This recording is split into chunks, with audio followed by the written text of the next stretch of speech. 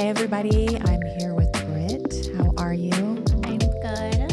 Thank you so much for being here today. I know this is an emotional day to be here talking about this. You lost your husband, Frank, last year.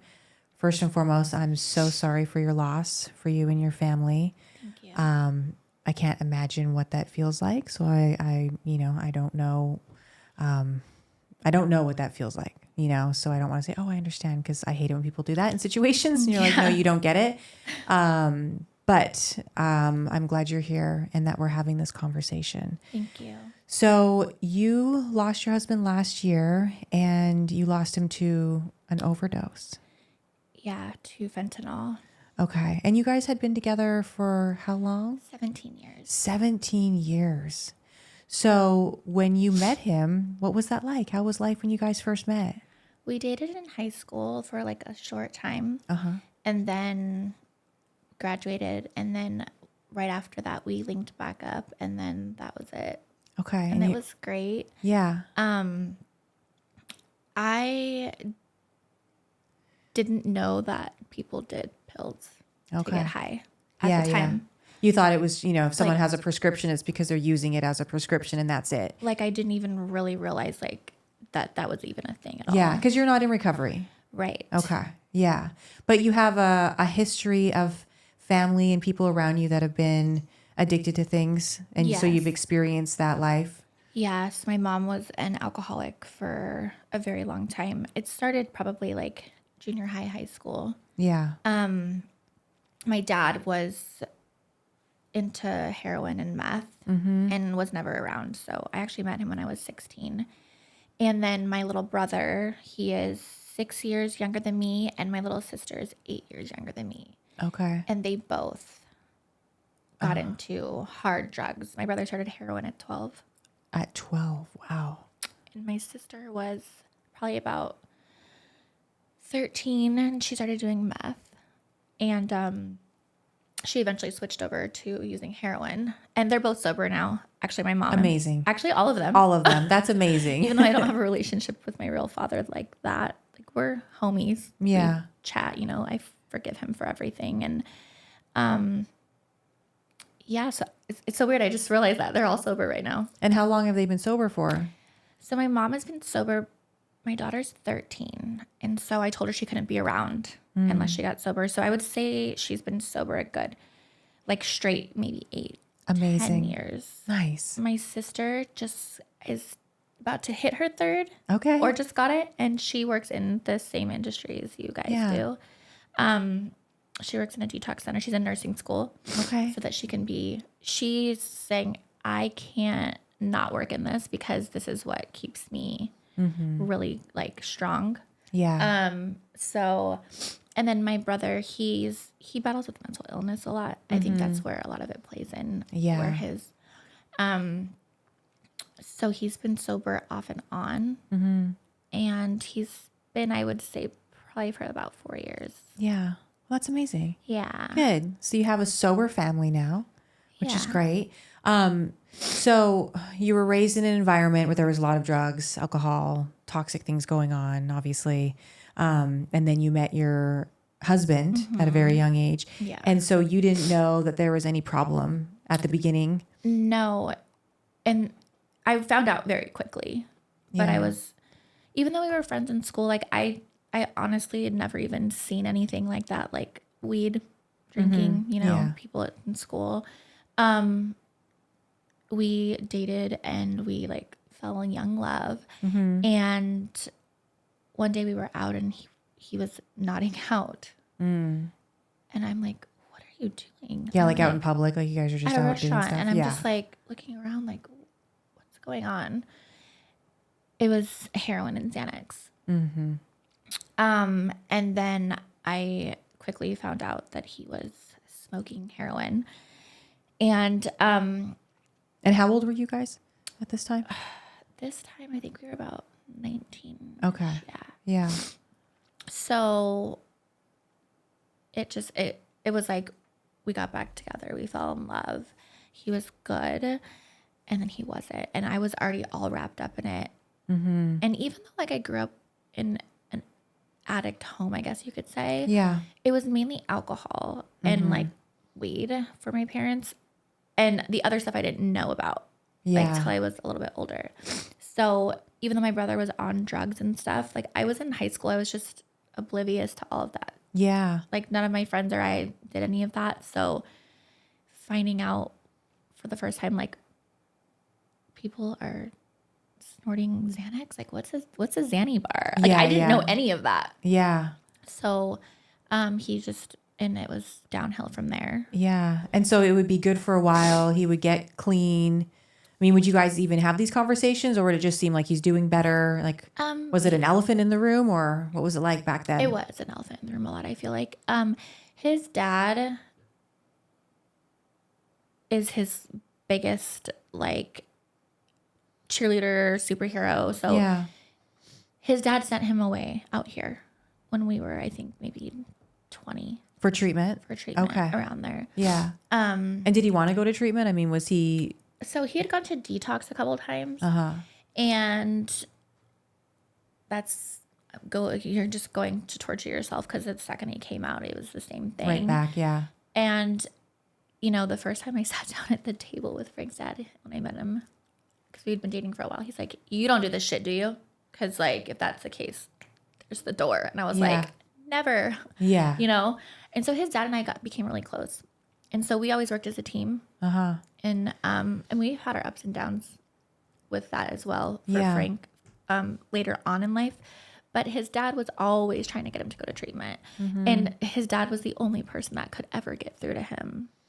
Yeah, so what was it like when you would try to have conversations with him? When we were younger, he was nice. But the more trauma that I got from his stuff, I could spot it. I'm like, if you lick a lower tab, bro, I'm gonna know. Yeah. And I could spot it. So then he would get like mean and defensive, and it was lies. Yeah. Manipulating, things like that. Yeah. And I would always call his dad, and his dad and I would always, you know, try to get him to go. And I feel like when he went to Monte Vista in Vegas, I don't even know if it's there anymore, and detox, and the guy said, if you don't get him in the car from here to there, he's not going to go. Right now, in the second, he's willing to go, so bring his bag and let's get him out. And that's what we did. Yeah. What do you think had you staying back then? Like, what was it? Obviously, you're in love, but like for people that are in this situation and it's early and they're young and there's maybe some red flags, but they don't know for sure, but they're staying. Like, what do you think it was back then where you were willing to put up with this? I think that because I grew up in such a broken home. Yeah. Everything was amazing about him, except for that. Right. But then everything else trickles out of control eventually. Yeah. So it was like, even though he had that problem, like he was still really nice to me. He still treated me with tons of respect. Like it was really good in the beginning. And then it gets to a point where you're always accusing me. And then it's like, yeah, you know, so it was like that. And then as the years went on, it just got worse and worse. Yeah. I would imagine that's just got to be so torturous to be with somebody that you love and you see this amazing side of them and you just want them to be good and sober. And then they have this other side. And it's like, okay, you're in this space like, well, what do I do? Do I stay? Do I leave? Do I just try to get them help? And especially, you know, when you get married, like how old were you guys when you got married? So I got pregnant while we were planning our wedding. So I would have been 7 months pregnant. And I was like, I'm not going to do that. So we just got married at the courthouse on my birthday, actually. And I was 22. Okay. I had my daughter 22 days later. Yeah. And then we had our like official wedding in August after. Yeah. I think for me too, like I fought for his life. Mm-hmm.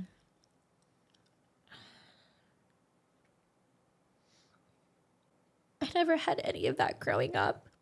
So I was just, I think, wanting him to know like how valuable he was and like how much he mattered because he grew up and had an amazing dad. Mm-hmm.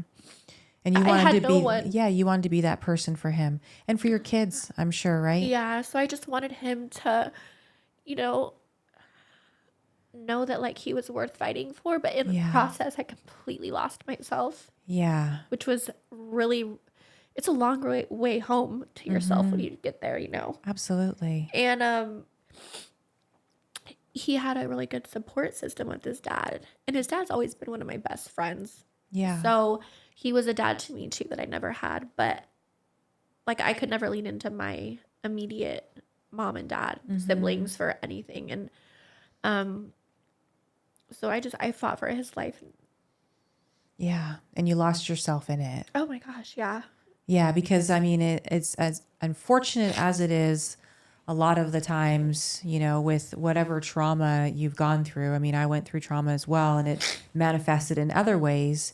But you know, until we deal with that, you know, it will show up in different areas of our life in different ways, which obviously was the Yeah. case for you. I mean, you found that love by giving it to him, you I know, was and losing yourself. extremely codependent. Codependent, yeah, for sure.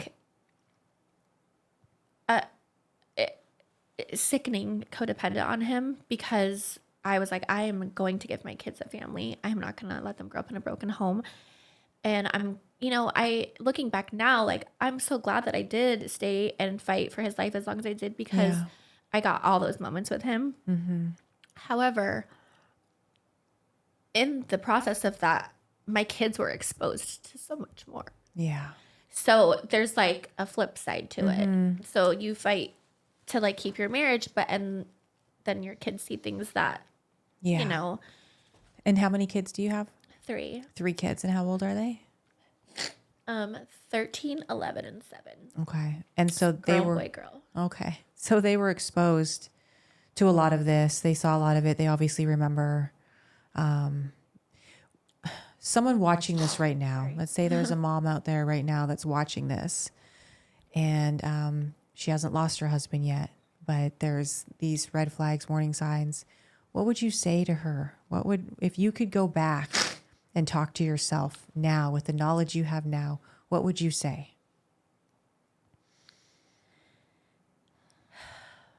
I really feel like there's no advice to give someone when they're in that situation. Like, because like I'm getting healthy. Like I'm not codependent. I'm like learning boundaries. Like I have all these things. So like in that moment I'd be like, run.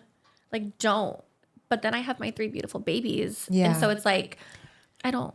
Did you talk to anybody during this time, or were you really isolated in that space? Because I feel like maybe that would have helped, having at least a community of people around you that you could talk really openly and honestly. Because I think, like, we've had conversations, and I think what can happen is that there's a lot of like shame, and you don't want to embarrass the person you're with. I'm not going to tell people how bad it is or the details, and then it isolates you even more in that space. I mean, did you have people that you were talking to? I've been in therapy for 20 something years. Yeah. Yeah. And I will tell you, I have a really good tribe of girlfriends. That's amazing. Yeah. My best friend was my maid of honor, and we've been friends since I was 4. Yeah. And we've gone through everything together. But it gets to a point where people start to disconnect from you because it's hard for them to be around and witness this. And then they're like, why are you staying in this chaos? Yeah, true, right? So you stop telling them about it because, yeah. And I open up to my friends and my family, and I have clients that I'm really close to. But I never, ever post anything negative or about any of that on social media because it's if you met him and you knew you've seen him, you would never know. So it was like we had this perfect looking family. We both had great jobs. We have our kids are in sports.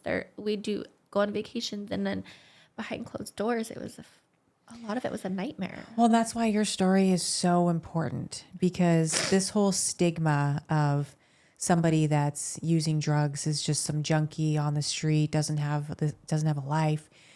It's not the case a lot of the times. That is someone's baby. That is someone's husband. Exactly. I have such a soft spot for people that battle with an addiction because I've experienced it on the other side. Yeah. So I mean, I was not nice all the time either. Right. I flew off the handle Yeah. because I was just sick of it. Rightfully so. Yeah. But realistically, like, when people say, like, oh, junkies, this and that, it's like, no, like, those they're people not. are hurting. Of course they are. And we need to break that stigma. And that's why this is so important, because that wasn't your husband. And that's not like 80-90% of the people out there. You know, it usually starts with something. So your husband started on, was he on pain medication? Yeah, Like, so how he did had it an start? injury. Okay. He actually started in high school, but it wasn't like that severe. Yeah.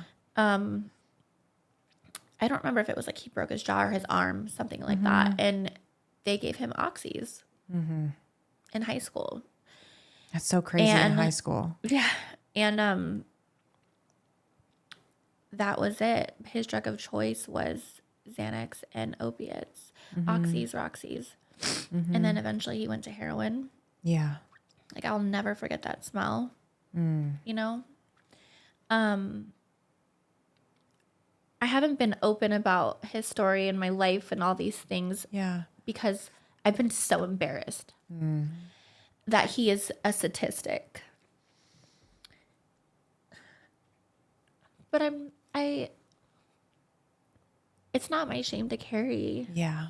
And so if there's like someone listening, you know, that the other side, like the me on the other side, it's like, it could take one person and it can change them to getting sober, because that's what happened to him. His longest time being sober when we were together was 7 years. About. And what took him out after 7 years? I mean, he had a couple like tiny, like, you know, moments. I would probably say maybe after 5. He started getting into the service industry, and they all party. But here's the thing, like, he was very, very introverted. He did not party and do drugs with his friends. He did them alone. That's how I was too. And so it wasn't like, oh, he's going out tonight. Oh my gosh. It got to that point when he would be going out after work and then by himself, and I'd be freaking out because, you know, the gambling comes with it. Then the drinking comes with it. Yeah. Then the DUIs come with it. Then all the money is gone. And then you're just like, so I think it's a big difference when you're at home like that and you're not, you know, just outside, just like partying all the time. It's totally different. he used to say, like, I just want to get so fucked up that I'm drooling on myself. I don't want to feel anything. I'm like, does not sound like a good time. No. And, you know, this just came like to me the other day. All 3 of my kids, they're all different anyways, right? But their demeanors are so different. My oldest got the best years of him. Because that was when he was sober the longest. Yeah. And my son got some. But my youngest one, she only got maybe 3. So she's very needy and has attachment, super bad attachment. Like she cannot be alone. And my son has some anger. And my oldest one's more independent, and she's like just a lighter personality. Yeah. Because she, in those like first 5 years of her life, she didn't see as much horrible chaos as my other ones did. Yeah. And I didn't realize that until recently. I'm like, why are, like, you know, and then I'm like, well, she's so tiny. And I was trying to tell the older ones, like, you guys got a lot of good years. Like the last 3 years of daddy's life, were not, you know. Yeah. So how do you deal with that? That's a hard one. Yeah. So my oldest one shuts down, and she was never like that before. I just have to let her be where she's at. You cannot break through to her. When she doesn't want to talk, she's not going to. My son is more of a, he's like a worrier. And he was talking about it a lot in the beginning, you know, when he passed away. And my youngest one, like, you know, she's starting to forget. So the way I deal with for her is like I just play videos and I talk to her. And my therapist told me back in Vegas, she said she was so young, and she's like, and she will remember a lot of those things, but you can keep reminding her of the good ones so that it almost like she'll forget those, hopefully. But my older two, my middle, he's so cute. We'll go to therapy and I'll go in at the end. I'm like, okay, so when's our next appointment? She's like, oh, he already booked it. I'm like, okay.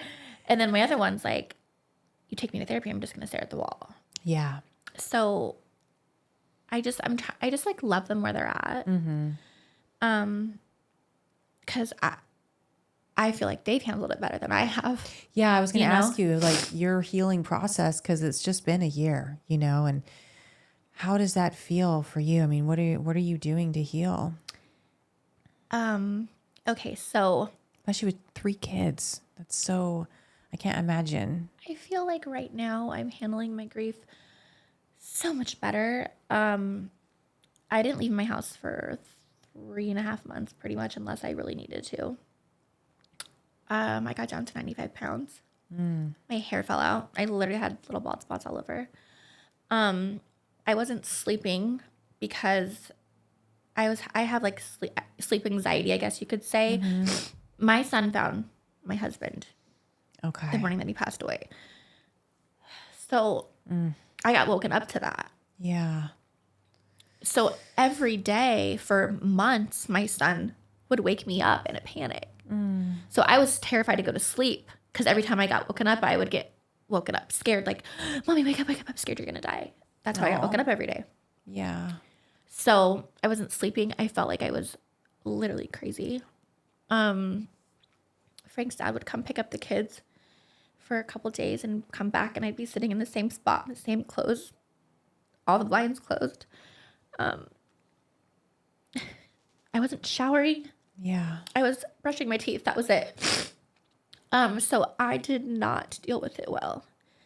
I would have panic attacks where I would either throw up or basically pass, like faint almost, That's kind of like my body would just like shut down. I would just collapse. Yeah. And that was hard for my kids to see, but I felt like I had zero control because I was just so, I think the PTSD and then all the buildup before that. Yeah. Because how long was the buildup, getting to that point? Because it must have gotten substantially worse over time leading up to it. It did. It got worse. And then I filed for divorce. And about 1.5 years before. And then he got clean. Yeah. Okay. That was the second time I did that. So I would say he had two relapses in almost a year. And what would that look like? Like, walk me through one of these relapses. What would that look like? So he's a UPS driver. They all have injury, so he had back issues. So he would constantly going to get like adjustments and everything to not do that stuff. He needed surgery for 3 years. He needed surgery because he got injured at work and they kept denying it.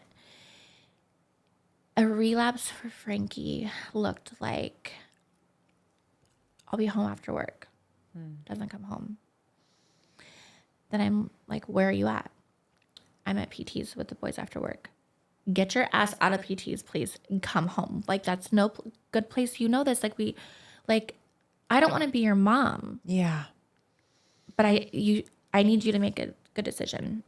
So by the time he got to the bar, he'd been popping pills at work all day. So when he would come home, I could see it. The second right I could see it. And I would just look at him and he'd be like, oh, you're going to accuse. And then it would just spiral into these like blowout fights. And he would leave. And he would drive like that. And then he wouldn't even remember the next day. So that had to be so hard on you. It is such a oh my God. mind fuck. Well, yeah. Just never knowing when the ball's going to drop, just in a state of like anxious, what's going to happen. Constantly. Yeah. The night that he died was the first time in a really long time that I didn't doubt him. And he was, but he would like binge, like, and be just fucked up. I'd come home from work and, he'd have one beer with a bunch of pills. Like, he would, my kids were running around. Yeah. They seen so much. And then he felt so horrible about those things, and he was embarrassed. And he was a really good dad, like, when he was present in the moment. And then he would gamble, and then it was like hiding all these things, and then I'm finding myself going through his phone, like sweating his drug dealers. Yeah. You know what I mean? Like, stop. Yeah. Sounds like you were in survival mode for a lot of it. Probably a lot of your life, like feeling like you've just been in survival mode, and when can you actually breathe? I mean, maybe now you can start breathing a little bit in a different way, right? I can. Yeah.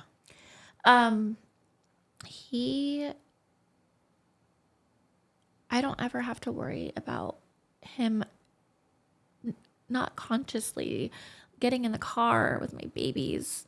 Yeah. And something worse. Like, this is the worst thing that's happened to me and my children and his dad and sister. But for me, and I've never said this out loud, it could have been worse. My babies could have been in a car accident with that.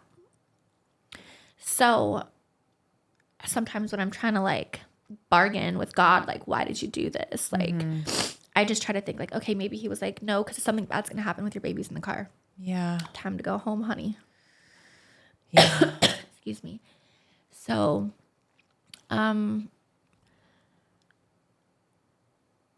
his friend gave him the fentanyl pill. And what was it supposedly that he was giving him? An M30, a blue 30 something. The ones you see on the news. Yeah. So here's what happened. Sorry, I'm kind of like all over the place. No, you're totally good. He had spinal surgery, finally. He had 2 discs, something in his back. He died 11 days after. And in that time, I did not see my husband high one time because he was so serious and so set on like being good and sober. And he didn't want to have the surgery because of that, but he needed to have the surgery because his back pain made him. Right. Along with, he just liked it. Like in those moments, I guess. He had this friend that I've never liked, works at UPS. He's always been super rude to me. And Frank is old school Italian. Like, he does not let anyone treat me like shit. For some reason, this guy, he just still let around. So Frank stopped hanging out with him for a long time. The December before he passed away in May, was the time he relapsed. And we went to dinner with his friend and his wife. And I love his wife and I respect her so much, but she's going through the same shit. Oh, yeah. Just earlier phases of it. Because they're younger. They're in their mid-20s. And we're 35. Yeah. So, he had spinal surgery. He had not been talking to this guy. And I came downstairs and I'm like, where's daddy? Because he's walking with a walker, like a little old man, like just trucking along, he's outside. One of his friends came over. And so I checked my cameras and I'm like, there's a big truck in my driveway. I'm like, that's weird. So I go outside and I'm like, oh, it's you. I'm like, you need to leave. I'm like, he's doing really well. And like, I don't know if you're here to come get his meds or whatever, but like, get lost, Yeah. Because back in December when he relapsed, Devin gave him Xanax. So, gave him Xanax. And I text him listen, I finally tell you, like, you say you're sober. I adore your wife. We go to dinner. I'm putting things, we're you know, calling the white flag. Like, I'm going to give you a chance. Yeah. You guys are both. And he goes, I only gave him one Xanny bar, Brittany. I'm his friend. I'm trying to help him out. Okay. So then after that, Frank hadn't talked to him until he came to my house. Friday, that night, I told him to leave. Frank's like, he has to use the bathroom. Can you come in? And I'm like, okay. Devin's like, can we talk? I'm like, I don't like you. Get out of my house. Go to the bathroom. Bye. Goes outside. I cave. And I'm like, what do you want to talk about? So Frank's like, he wants to go to rehab. And he wants to go because they're in union. So they go, he's giving them all the information. I'm like, okay. We all three sit down and we're crying. Yeah. And I'm just like, I hate that man so much, but I also no, I feel so sad for him. And, you know, he says he's going to go to rehab. And that night was Friday. Frank died Monday. Frank said, what are you going to do, bro?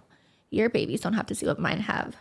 And my wife trusts me again. And he's like, and for the first time. And I don't know how long, I'm finally proud of the man that I am. And, so he left.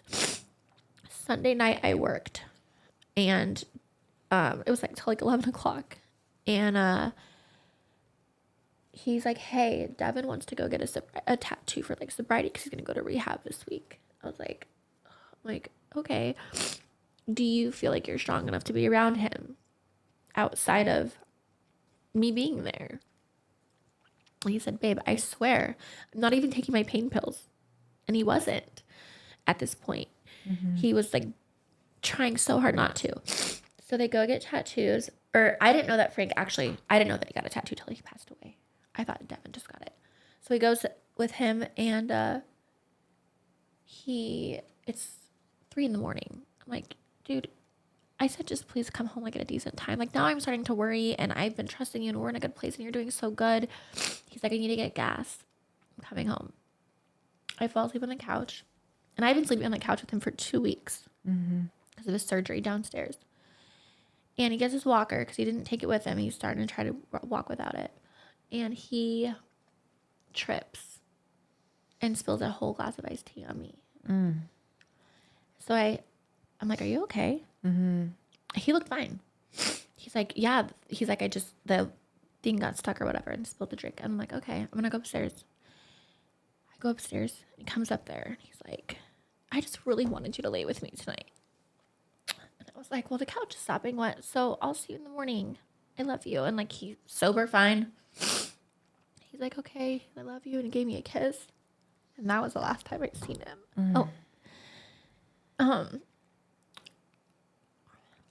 So then that all happened. Devin came to the funeral and said that they were sober, that he never gave Frank anything. We thought that Frank had died from a blood clot or a stroke. Oh, wow. Because when my son found him, he had blood coming out of his nose, but not a lot, just like a little. There was no vomit, nothing. He looked really peaceful, you know, so he went into sleep. So we thought that's what it was. Yeah. And, sorry. It's okay. The funeral was 9 days after he died or something. Comes to the funeral, sits next to my son, watches them bury their dad, knowing that he gave him pills. He did not purposely give him fentanyl, right? Right. But he knew the whole time, and here we're waiting, like, for the autopsy report. And that took a couple months, you know. And the detectives gave me back his phone. Because when he passed away, I mean, there was so many people in my house. Yeah. And I told him that he had a history. And so they took his phone. And you just see in the text messages, like, Frank is like, no, bro, I'm good. No, bro, I'm good. And you just see him get weaker and weaker. And then, all right, I'll give you my perks. I'm not taking any more. You can give me those M30s. Devin doesn't do those. Devin does the small milligrams or whatever in Adderall. The only reason Devin didn't die is because he was trying to get rid of pills he came up on. And he gave them to my husband. So what do you do with that anger? I can only imagine how you felt with that. I called him and I was raging out on him. Actually, first I called his wife. And I was like, listen, mom to mom, wife to wife, woman to woman, like, you need to prepare yourself because I'm not going to stop until he's held accountable for what he did. And I just want to give you a heads up that this is what happened. And it's all in writing. Yeah. No denying it. There's no denying it. Yeah. The amount of pills that were left in the bag were like, basically he took the one pill from the number that the guy gave him. So that's how we know. Like, I found the rest of them. I was looking around my house, like, in the weirdest places, I'm like, where would he hide it? Well, he's like handicapped right now. So I found them and they were basically pure fentanyl. So I told him, how can you do this? Like, I know you didn't do it on purpose, but like, he's telling you no, and he's trying to help you go to rehab, and like, you can't hang a steak in front of a dog and expect them not to bite. Like, he's new in his recovery. I never gave him anything, Brittany. To this day, denies it. Even with the text messages. Text messages, proof in his autopsy. He had, if I did the math right, he had enough fentanyl in his system to kill 23 and a half men his size. Wow. From the pill. So, there are like charges and all that. He's not been arrested or anything, but it's going to take time.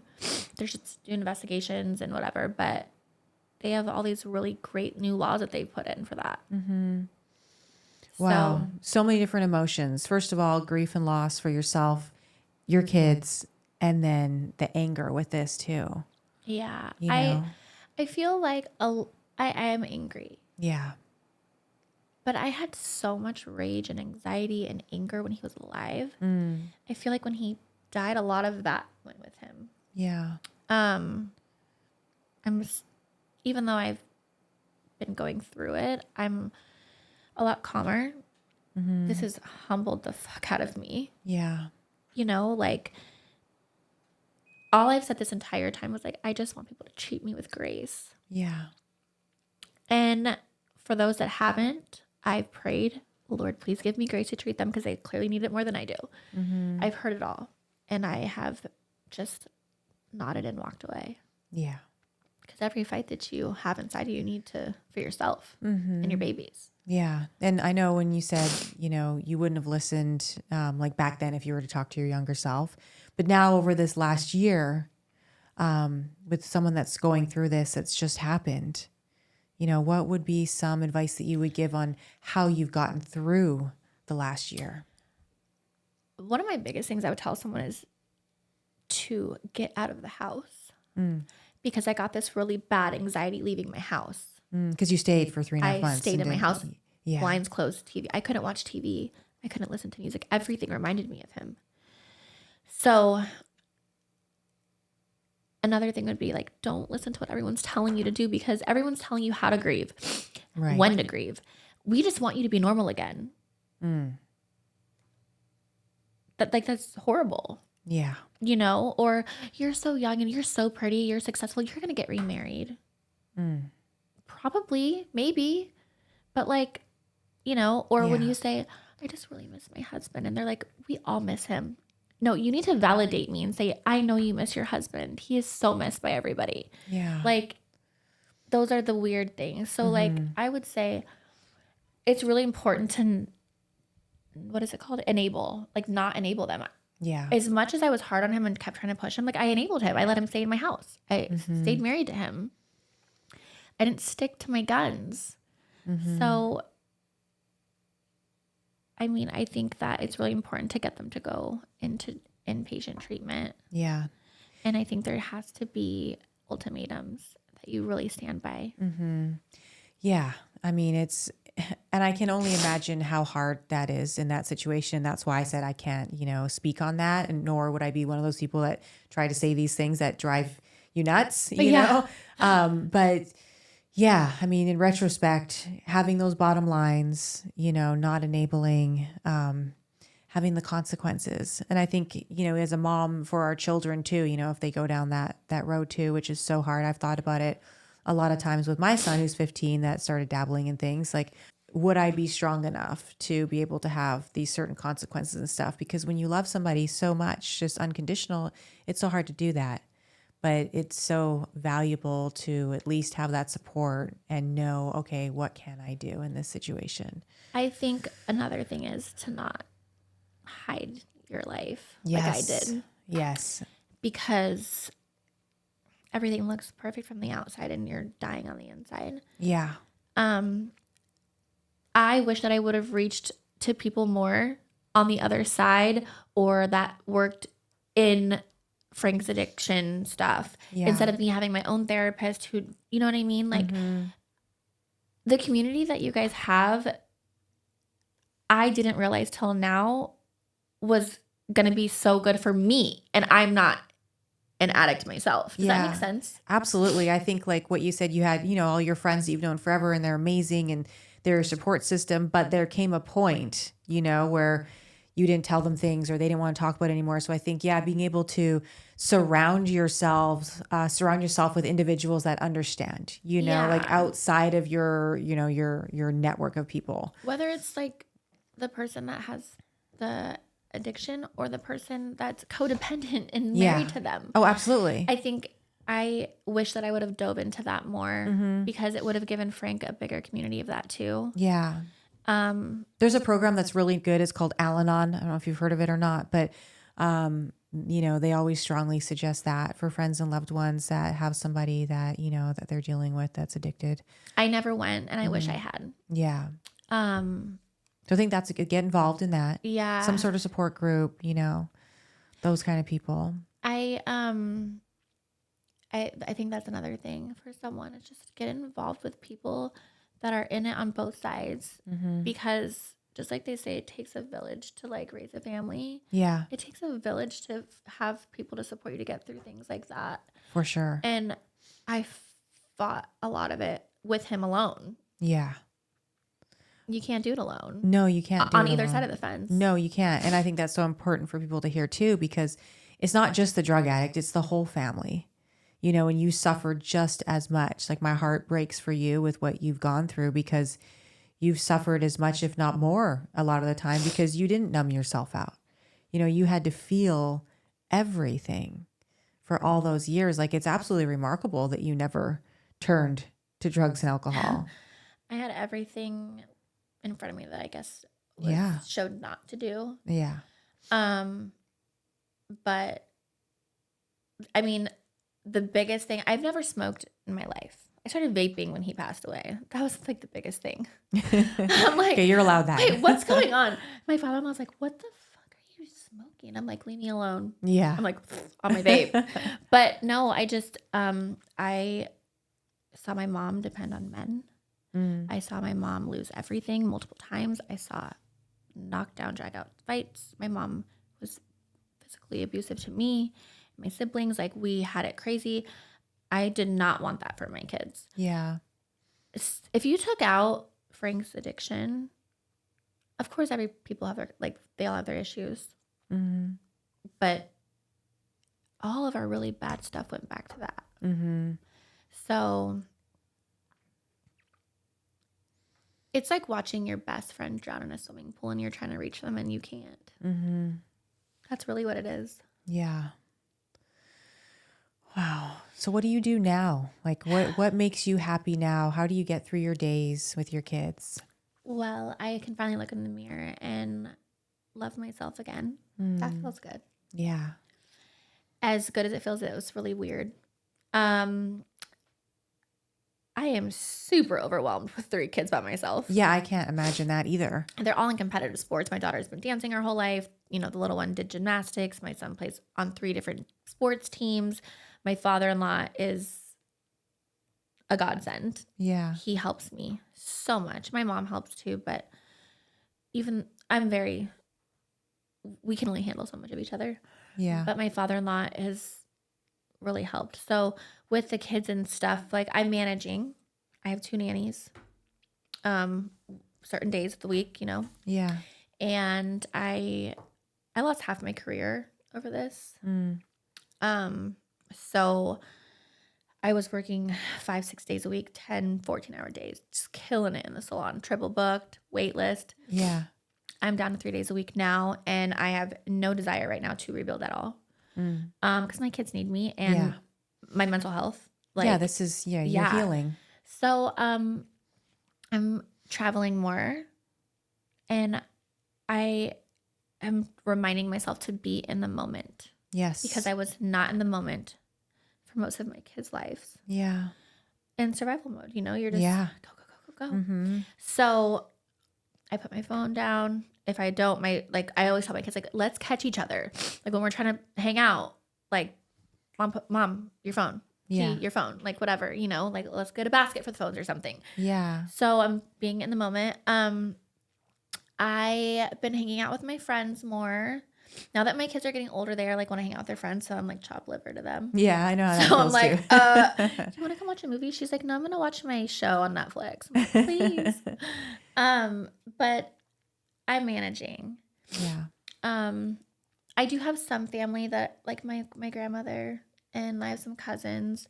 They're like my cousin Amy showed up for me like nobody's business when all this happened. I mean, I have family that's not my immediate family that are good and never struggle with those things. And you know what? Here's another thing I want people to hear.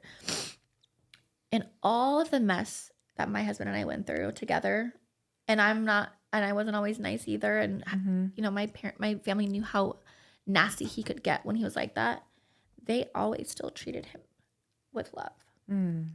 I love that. And that means a lot to me because that's what I wanted for him. That's why I fought for him for so long, because so many people don't have it like him. They don't have a good dad. They don't have a wife that their family still treats them great when they're doing whatever, you know. They all loved Frankie. Yeah. You know, and that's something that I respect so much about my family, you know. And they saw him for who he was and not for his addiction. Yeah. And you'll always have those memories, you know, and it's so nice to have that part of him and that part of him with your family as well, where, you know, he was loved and cared for and valued, you know, and that you guys had so much patience and tolerance through that, and you never gave up, you know. And although you would do things differently looking back, and the advice you've given to anyone that's going through this, you still don't ever have to lay your head down at night and go, okay, you know, I didn't do my best, and I loved him, and he had an amazing life outside of this. Yeah, that's totally true. Yeah. And as much as it was hard for my kids to go through all of that, I hope that they look back, and I think they will when they're older, like, mommy never gave up. Yeah. You know, she was with daddy, ride or die till the end. Yeah. And as much as I wish I could have grieved differently for them in the beginning, now my daughter will say, like, mommy, you're doing so good. I'm so proud of you. You know, she's like, one day, every day you have to do one nice thing for yourself. Oh, what an angel. Because I'm super into makeup and hair. I work in the business, you know. Yeah. Girl, you should have seen me going to work. No makeup, same bun for 4 days. I would wear the same leggings and t-shirt. I did not care. Yeah. She'd be like, why don't you wear makeup anymore?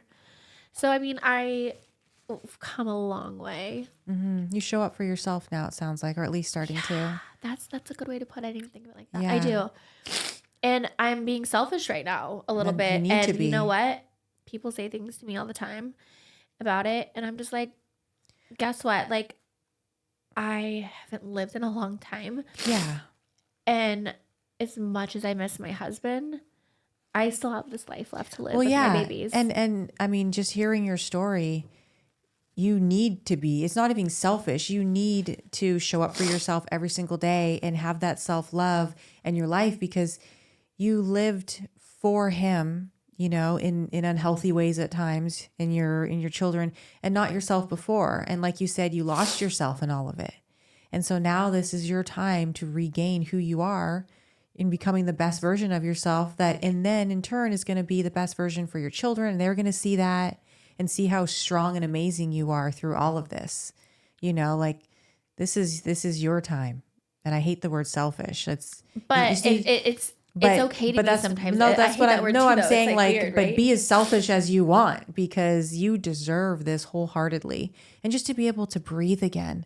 Like I said, I cannot imagine what that felt like for that many years, always feeling like, what's the next thing that's going to happen? And to now just be able to breathe and know your children are safe, know that he's at peace and know that, like you said, this isn't yours to take on. This is not your shame. That is not you. You weren't the addict, like you don't have to carry that around with you. And I was. And yeah.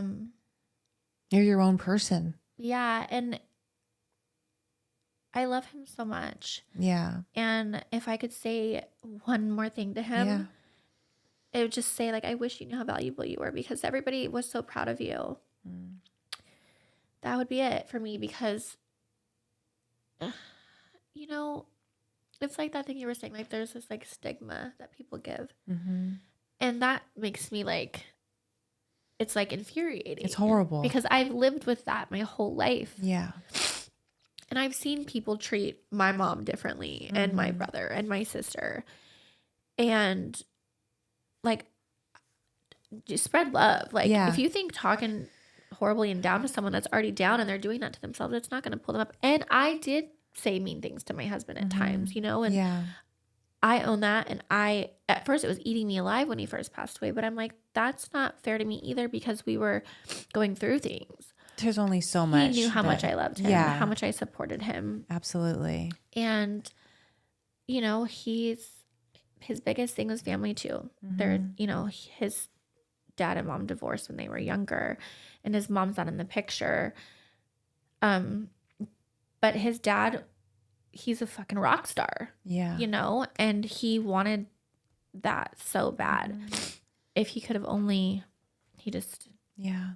And this conversation, it's going to touch people out there. I know that wholeheartedly. And maybe somebody that has been judgmental, that won't be judgmental anymore because these are the kind of conversations that create change and eventually will smash that stigma because addiction knocks on everyone's door in one way or another. And it's not this idea of what people think it is anymore. And I love, the memory and the legacy you're leaving behind for your husband, that he was this amazing man and a great father and a husband. And yeah, he had his battles, but yeah, it's, people just need to listen instead of always talking at people and telling them, because for me also, it's like, if you don't know what it's like, don't put your word in on it because it's like, you can say like, I'm coming from a loving place. But the thing is like so many people would talk to me badly. Why are you staying with him? And it's like, just love us where we're at. Yeah. Just meet me where I'm at and not where you want me to be. And if you can't, that's okay. Yeah. So. Well, thank you so much. I'm so sorry for what you've been through, but you are just so brave and courageous for coming on here and sharing your story. I know it's going to touch people and help people 100%. I really hope so. These are the conversations. Okay. Because these conversations save lives. Yeah. That would be just amazing. I think like Jeff was saying, like, it coming from a perspective of someone that's married to someone that has those issues, it's going to be so big. It's huge. Like that. And then Gio was like, Mom, what if my story can change one person? And then they don't have to go through what I'm going through missing daddy. Oh. Like when I mentioned it to him. Yeah. I think that's another thing. Kids' voices get lost. They're not heard. Yeah. Yeah. And they need to be heard. Because there's so much chaos with the adults. Yeah, exactly. Well, God bless you and your family. Thank you. Thank you so much for sharing. Thank you. All right, you guys.